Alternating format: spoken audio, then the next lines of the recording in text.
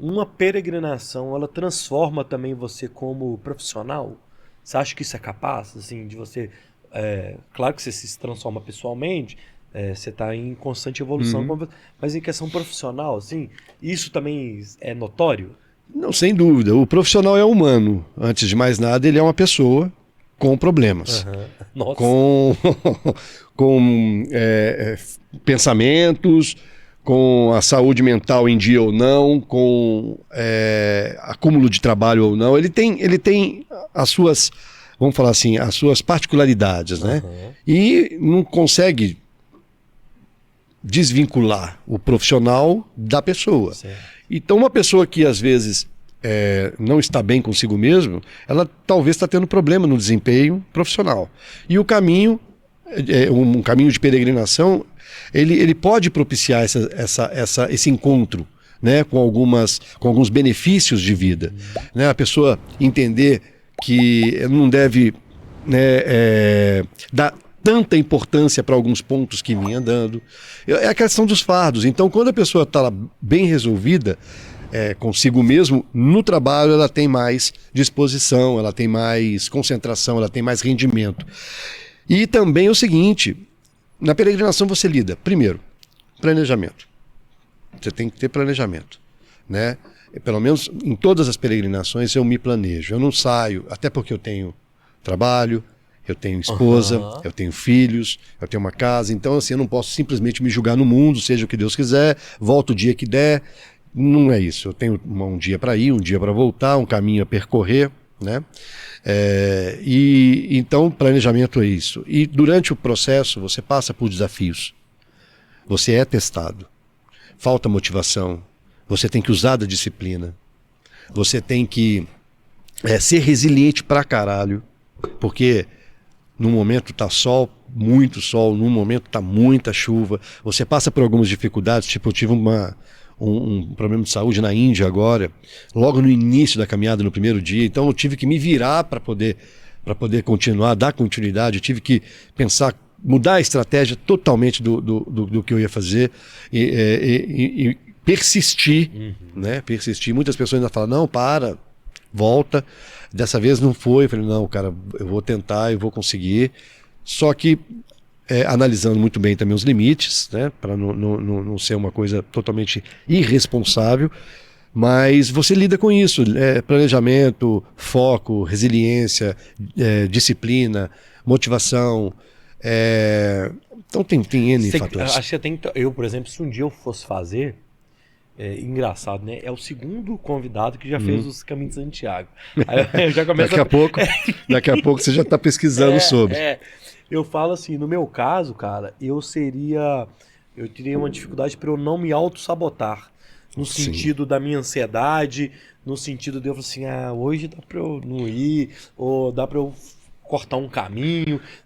Eu teria essa. Esse seria um desafio também pra mim, sacou? Mais do que o físico, talvez, assim. A mente, ela quer comodidade, tá?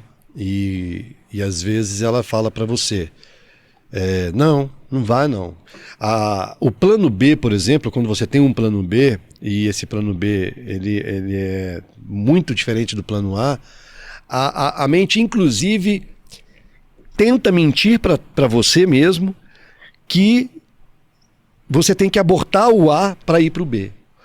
Você tem que, não faz isso, está acontecendo aquilo. Você começa a se contar mentiras para se enganar e falar, não, cara, por causa disso aqui, eu vou fazer o que eu me predispus a fazer como um plano B, que era mais simples, por exemplo. Aham. Então, por isso que quando eu traço um plano B, ele tem que ser pelo menos à altura do plano A, para que essa historinha a minha cabeça não conte para mim. Eles têm que ser Tem compatíveis que ser ali, né? compatível. E o seguinte, cara, a todo momento, por exemplo, na Via Francigena, né, na Itália, no primeiro momento, que é uma região do Vale da Aosta que é muito montanhosa, eu fiquei muito cansado.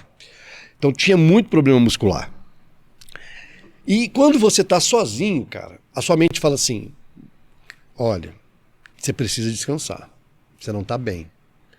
Isso fica martelando na sua cabeça. Aham. Por que você não pega um trem e vai para 2 lugares, 2 dias da frente que você vai, deita 2 dias e espera o seu eu de hoje chegar lá. Dali você continua, ninguém tá te vendo. Cansado.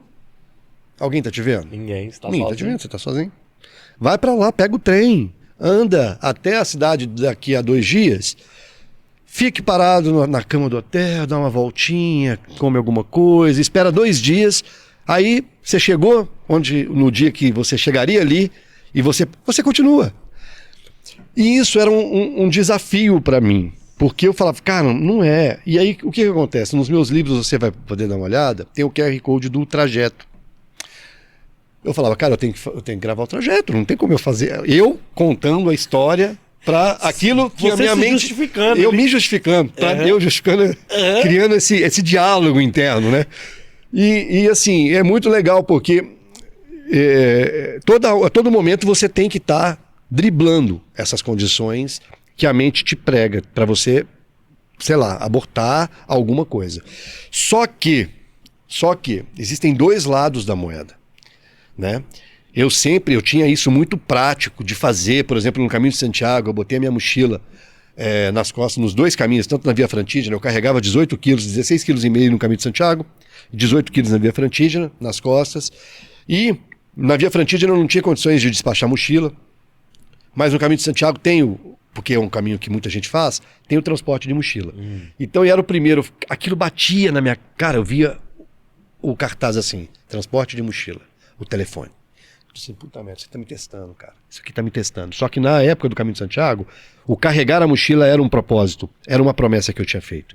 Então aquilo ali me incomodou e eu mantive. Por exemplo, na Índia, eu contratei um cara para carregar minha mochila, porque depois que eu fui pro hospital, muda tudo de figura, velho. Ou eu mudo a minha estratégia, e alguém leva a minha mochila e eu vou sem nada, com a câmera fotográfica, bem leve, carregando só aquilo que é necessário para eu poder registrar e tal. Ou a hora que eu vou subir o drone, eu levo um drone. Ou então não vou mais, eu não vou dar conta, entendeu? Então assim, tudo é pensado. O que você não pode é simplesmente deixar por acomodação que você não tente alcançar o resultado que você espera, entendeu?